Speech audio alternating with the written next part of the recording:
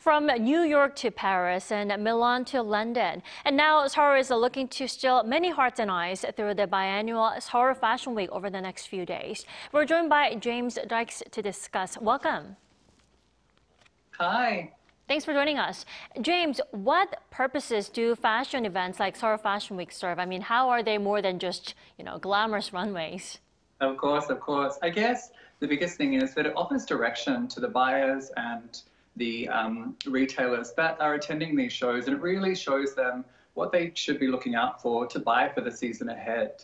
And I guess they do look glamorous, and I think that's what the outside world tends to think of Fashion Week. But it's a lot of work from the designers creating these collections. It can take up to months, as well as the PR teams that are arranging all the seating and working with all the celebrities to make sure that they get the press that they deserve for these events.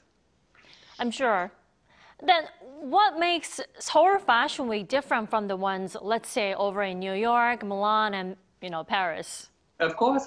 I guess the biggest thing, those cities are known for their big brands. So you have, your luxury brands like Gucci and Prada and Dior that are being shown in these kind of Fashion Week cities. But locally here in Korea, it's really an opportunity for these young designers to kind of show their brands to a local audience and kind of gain an audience they may not necessarily have locally here in Korea, as well as globally, with the designs, are being worn by K-pops and idol stars like New Jeans are the ambassadors for Seoul Fashion Week this year.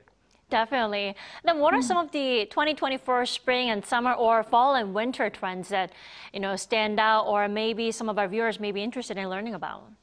Of course, I guess the biggest thing that Seoul Fashion Week and Korea in general is known for their streetwear. It's a big trend that we see every year from Fashion Week. But I do think this year we're starting to see a continuation of Koreans looking to the West. Last year in Korea, we saw a huge trend called old money style, which was popular here in the market as well as on social media.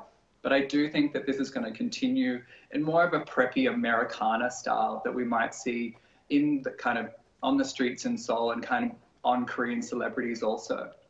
So that old money look is here to stay for another year. It is. It's kind of just developing to a little bit more preppy and a little bit more kind of thinking Ralph Lauren and kind of these kind of more Americana styling instead of like more old money rich. James, I have to ask you then, who decides these trends? I mean, who decides what trends become trends or even, a thing? Of course. I guess the biggest thing is Fashion Week really does set the agenda. So we see things on the runway, they're interpreted to kind of the local media and they're worn by celebrities, and you start seeing them on influencers, and it kind of has a trickle-down effect. And then once those become a trend, the designers are inspired by them, and then they start including them in their collections, and then you'll start seeing them in stores, and it trickles down from Fashion Week, which is why Fashion Week is so important. Right, but James, I have to point out, not all fashion trends are easy to adopt and enjoy. Now, as a fashion expert yourself, what do you think will be a hit or a most enjoyed this year? I think the biggest thing about fashion trends is that it is really hard for people to buy into them as a whole look.